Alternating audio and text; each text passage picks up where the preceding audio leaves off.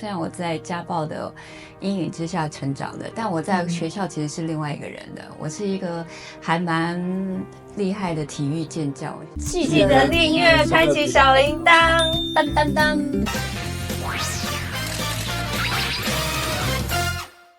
足大汉就要煮饭，行行啊吼。即摆囡仔较好命啦。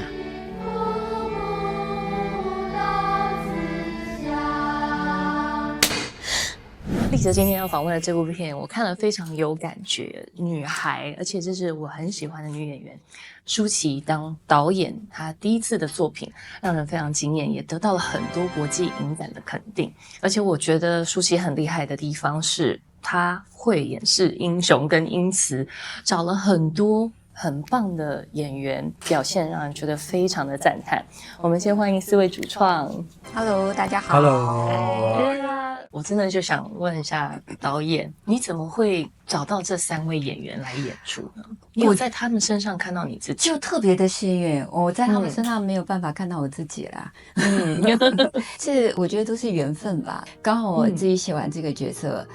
这样子的一个剧本之后开始开拍，我就在思考男人要找谁，女人要找谁，小丽要找谁。首先跳出来的就当然是男人，因为男人是算是这部片的最主要的一个定海神针，对，因为他有时不在，但却处处都在，这样子的一个气场，我就突然想到了邱泽，他在那一个谁先爱上他的时候，有一个特写的一个特别迷人的一个眼神。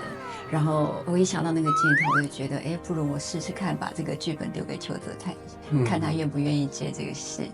因为我觉得，在一个这么负能量、负面的一个角色之下，我需要有一个特别有正能量，而且特别会勾人心魄的眼神，去让人家觉得说，如果说是他的话，我可以再忍受怎么样去修复我们之间的关系。这我觉得这一点是特别重要的。你小丽，干就。你跟他离婚好不好？在80年代父权主义之下，这女人她其实是有自己的理想跟梦想的，但是在那个年代，她没有办法自己真的走出自己一条道路，因为没有任何的资讯可以告诉她说，原来我们女孩可以自己走出一条路，所以。这也是非常纠结一体两面的角色。机缘巧合之下，我就看到了爸爸在电影的演出，就是陈玉璇导演的那部戏《大谋》。我在那里看的时候，我就想说，哇，就是那种你就直觉的就觉得说，女人就是她了。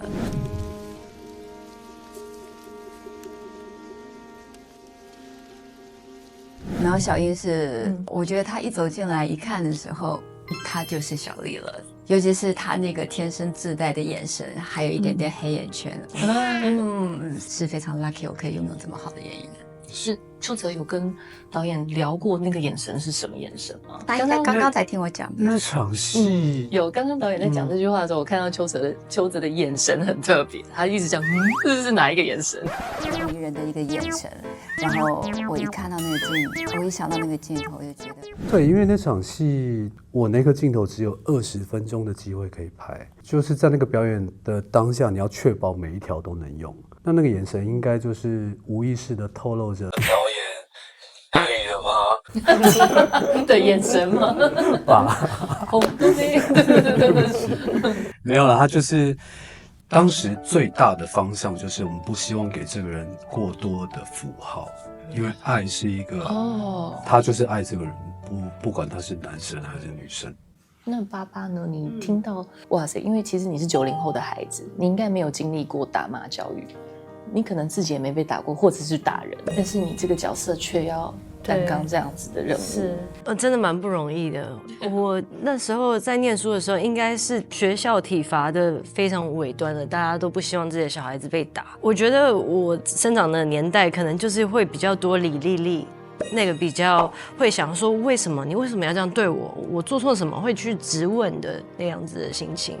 所以当时就是要演绎女人这个角色的时候，花了很多时间去看看妈妈，然后阿姨、姑姑他们那个年代是怎么样生长的，听他们分享当时以前的故事，慢慢的才酝酿出。哇塞！所以其实你应该是最难进入这个角色，就是3位当中，你会不会觉得你是最难进入的？我觉得每个角色都有他自己一个很困难的处境，因为要去同理。就像泽哥这个角色，男人他是一个，如果从外表来看，这个人是一个恶人，但是呢，从内心来看的时候，他有很多自己的挣扎，他过不去自己的那一关，所以我觉得这都对我们来说都应该都很困难。那小英呢？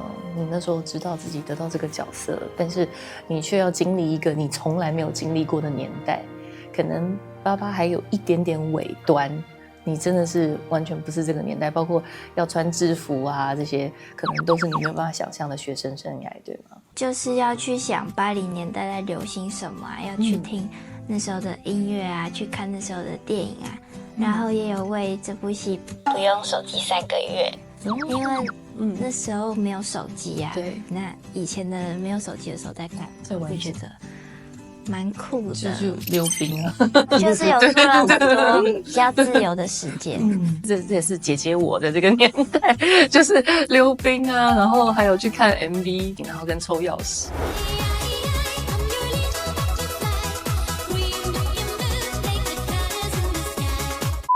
导演是方方面面的拍出了很多我们这个时代的一些感触跟痕迹，就像莉莉这个角色其实是启发了小丽。那你人生中有莉莉这样子的存在吗？其实我觉得为什么会有一个莉莉这样的角色存在在我们这个电影里头，是因为我本人是一个，虽然我在家暴的阴影之下成长的，但我在学校其实是另外一个人的。我是一个还蛮厉害的体育健将，我小学的时候是打篮球的，之后国中的时候我是打曲棍球的，所以基本上我在外面其实是一个好像特别阳光的一个人，所以我就一直在想说，小丽这个人特别沉闷，我不想要在她身上有一个一体两面的，会怕观众会有点 confuse， 所以我生了一个李莉莉出来。这个李莉莉她是真实存在的吗？还是她是她生命中的一个潘朵拉？还是她只是她幻想出来的一个树洞？所以我就有一个李莉莉这样的角色写在小丽的旁边嘛。那你们生命中有没有像一个就是无论是良师或益友，甚至一句话改变你们人生的人？我的最好的朋友有跟我讲过一句话，就让我蛮印象深刻的。他说，伤疤能不能消退不是在它的本身，是你要怎么去看待它，或是你愿不愿意放手让它去愈合。所以我就觉得这句话蛮触动我的，就让我会更温柔的看待自己。小小年纪其实很有智慧，很有体悟哎。那你们呢？你们觉得有没有生命中某一个人的一句话或是一件事情改变了你们？大家都知道，就如果说没有辅导叫我去拍电影的话，我就应该不会有女孩了。但我觉得迟早有一天你会当导演，就算不是侯导，我一直这么觉得耶。为什么？好多人都这么说，但我从来没有想过，这是真的。我们的艺术指导他就跟我讲说，我曾经他就已经这样跟我讲过。我说是吗？那我说我当下在干嘛？他说你狠狠的跟我发誓说我不会。那你这次拿到最佳导演奖，跟当年你第一次拿到最佳女主角的奖，你觉得心情是一样，还是你会觉得更难的？不一样，非常非常不一样，两个都不一样。当年拿最佳女主角的时候，那一种感觉是你一直很想要努力的去得到一种认可跟认同。那个时期的我比较算是年轻气盛吧，你是很想要去得到一个奖项的。但是现在我已经到了一个智者的年纪了，所以这个奖项对我来讲是非常不可思议的，很梦幻的一个事情。我觉得就像在做梦一样，就锦上添花，让我觉得就是特别的，我不知道应该说什么的奇幻之旅这样子。对，其实可以入围威尼斯做主竞赛电影的时候，我都觉得一整个女孩的这个旅程，其实对我来讲都挺不可思议的了。看完这部电影的时候，有年轻的观众问我说：“奇怪，为什么那妈妈那么坏？为什么女孩还要回去看妈妈，要跟妈妈和解？”那我当时是红着眼眶说：“因为那个女孩很懂事，其实她妈妈年轻是女孩的时候，也是经历过这一切，所以也许这个妈妈她唯一会爱孩子的方法就是这样。”是的，在那个年代，对女性的苛责是真的比较严格的那个情况之下，妈妈可能就没有其他的路。所以，谢了我最勇敢的女孩。谢谢你，谢谢你。对呀，那你们有没有其他，尤其是演妈妈的这一位，你有跟导演讨论过我要怎么去演最后那样子的戏？尤其那完全超龄嘞，你从少女演到也不算老妇啦，但是成熟的。那一幕真的是很不容易。导演那时候有跟我说，你一定会有很多感觉，然后你可以为你自己的角色做决定，但是无论如何不行哭。他有跟我讲这个东西，忍住不行哭。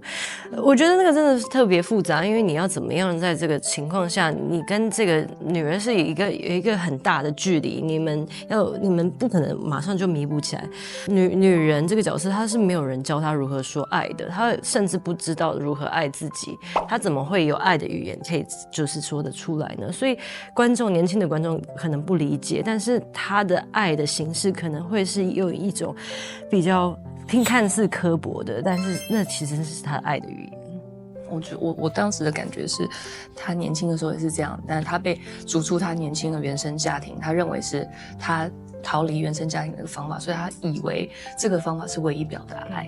我是这么解读的，对，所以我不知道各位还有没有什么想要补充。其实每个人的解读方式都是不一样的，我觉得就像一本书一样，不同性格人看一本书，看不同的文字，它有不同的解读方法。所以我是非常欢迎不同的观众，不同年代的观众都可以去戏院里头感受一下他们不同对这个女孩的理解。对，因为刚刚还没有机会听到，就是邱泽跟小英觉得，想要透过这部电影跟大家表达。我应该先问小英，你透过这部电影你学到了什么？透过这部电影，我觉得我更可以理解别人的想法，就是可能更可以懂妈妈在想什么吧。这个很重要，因为小丽她很成熟，她很懂事。透过电影有感受出来。邱泽呢？这个爸爸的人生跟你完全不一样，这位男人的人生跟你完全不一样。你透过他，你能够更加如何学习到经营一个家庭的智慧。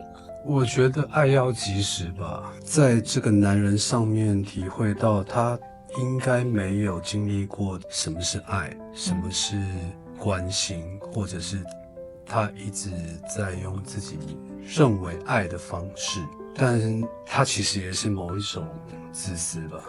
我觉得来看女孩，大家可以一起讨论这个男人爱的方向，什么是真正的在乎，而不是自以为是的爱。有些男人他其实觉得他对家人表现爱的方式就是我赚钱回来养家，这就是我对你们的爱的方式，这是很传统的方式，没有错。而且可能他会觉得他这么做，他就是这个家里最辛苦、最劳苦功高的。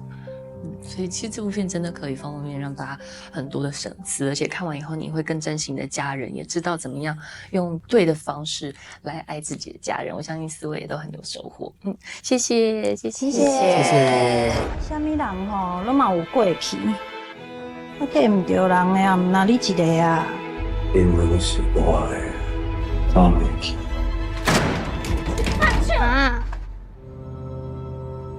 你跟他离婚好不好？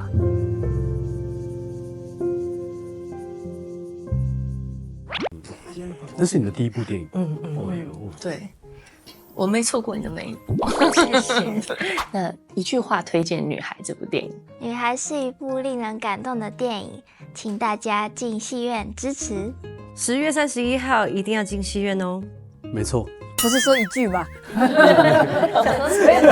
有一句才公平哦。是啊，所以一句就让小朋友知道，就原来每个人都可以说一句。别忘了订阅我们的频道，打开小铃铛就不会错过任何精彩内容，随时上架。我们下回再见。